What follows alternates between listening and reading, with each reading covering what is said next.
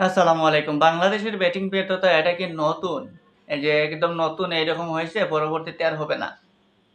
এই ব্যর্থতা আমরা যুগ ধরেই দেখে আসছি।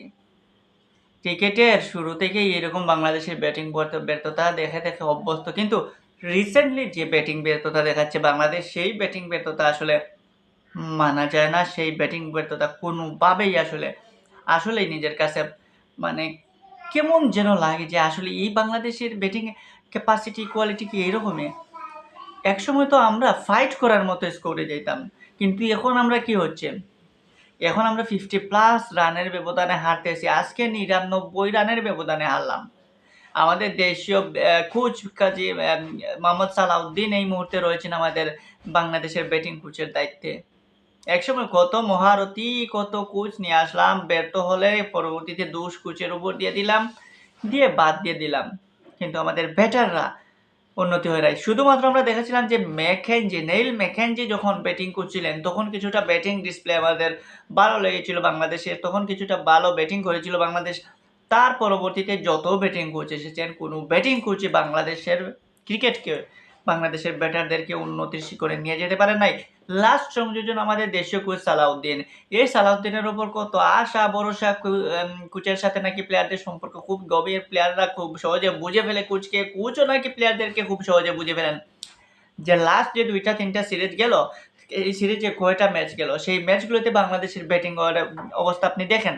যদি বাংলাদেশের ব্যাটিংয়ের অবস্থা এরকম হয়, তাহলে সালাউদ্দিনকে, আমাদের দেশীয় কোচ সালাউদ্দিনকে রেখে আমাদের লাভটা কি হচ্ছে? ব্যাটারদের কি উন্নতি হচ্ছে? ব্যাটাররা কি পাচ্ছে? যেখানে আমাদের কোচ সালাউদ্দিনের সাথে প্লেয়ারদের বন্ধুত্বপূর্ণ সম্পর্ক, সেই বন্ধু হয়ে বন্ধুর ব্যাটিংটা কি ঠিক করে দিতে পারেন না? কেন? এরকম কেন? তো সালাউদ্দিন কি এখানে ব্যর্থ?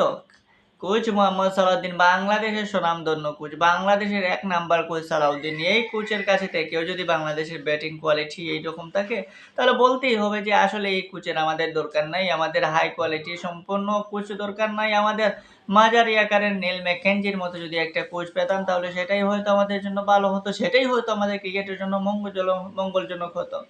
কিন্তু আমরা কাজের কাজ কিছু পারতেছি না। আজ বাংলাদেশে হারার মূল কারণই হচ্ছে এই ব্যাটিং।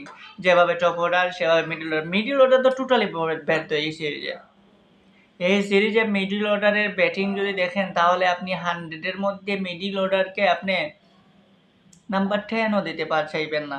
কারণ মিডল অর্ডারের যে পারফরম্যান্স, আপনি একটু ওপেনিং যখন তানজিদ কিংবা ইমনরা যখন ব্যর্থ হন, তখন 1 কিংবা 2 তে থাকা শান্ত তাওহিদ-হৃদয়দের হাল ধরার কথা, ইনিংস লম্বা করার কথা, ইনিংসটাকে বিল্ড আপ করে এখানেই জয়ের ভীত তৈরি করার কথা। কিন্তু সেখানে শান্ত তাওহিদ-হৃদয় বারবার ব্যর্থ হচ্ছেন। তাওহিদ-হৃদয় শুধুমাত্র ক্যারিয়ার বাঁচানো একটা ইনিংস খেলেন। হ্যাঁ, 50 প্লাস ২টা ইনিংস খেলে ফেলেছেন, ২ ম্যাচে 51। এই 51 এর এই ইনিংসটা আমাদের দলের জন্য কি লাভজনক হলো? দলটা কি জিততে পারলো? দলের জন্য সম্মানজনক কোনো স্কোর হলো? এরকম ইনিংস দিয়ে তো আমরা কি করব, যে ইনিংসে আমাদের লাভ হয় না। তার চেয়ে ভালো জাকের আলী কিংবা তানজিম সাকিবের লাস্টের দিকে যে কয়টা জোড়ো ইনিংস খেলে না, সেই ইনিংসগুলোই আমাদের জন্য ভালো। মেহেদী হাসান মিরাজ ক্যাপ্টেন হওয়ার পরে মিডল অর্ডারে যখন হাল ধরার কথা, তখন তিনি বেহালে চলে যাচ্ছেন। শামীম পাটোয়ারিকে ওয়ানডে ফরম্যাটের ব্যাটিংয়ের জন্য কতটা শামীম পাটোয়ারি এই মুহূর্তে পারফেক্ট জানি না। তারপরও টিম ম্যানেজমেন্ট চিন্তা করেছে শামীম পাটোয়ারিকে দিয়ে ওয়ানডে ফরম্যাটটা চালিয়ে নেওয়া যায়। কিন্তু সেই ফরম্যাটটা কীভাবে চালিয়ে নেবে? শামীম পাটোয়ারিও তো ব্যাটিংয়ে একদম ফ্লপ। শামীম পাটোয়ারিকে দিয়ে তো কিছু হচ্ছে না। আজ অভিজ্ঞ মোসাদ্দেক, সৈকত, নাজমুল হাসান, সুহান কিংবা হালের ফর্মের প্লেয়ার মাহিদুল ইসলাম, অঙ্কনরা যদি মিডল অর্ডারে ভরসা হতে না পারেন, মিডল অর্ডারের জন্য তারা যদি চয়েজেবল না হতে পারেন, তাহলে এইরকম টি-20 প্লেয়ারদেরকে দিয়ে আমরা ওয়ানডে চালিয়ে নিতে চাইবো, টেস্টও চালিয়ে নিতে চাইবো। কারণ সেই রকমই আমাদের কোচিং প্যানেল কিংবা সেই রকমই আমাদের টিম ম্যানেজমেন্ট, সেই রকমই আমাদের নির্বাচকরা। সো এখানে আফসোস করে কোনো লাভ নেই। বাংলাদেশের এরকমই হতাশা। বাংলাদেশের ক্রিকেট এই মুহূর্তে ডুবন্ত পথে, আর সেই ডুবন্ত পথটা আরও সহজ করে দিচ্ছেন আমাদের ক্রিকেটাররা, যাতে আরও সহজে ডুবে যায়।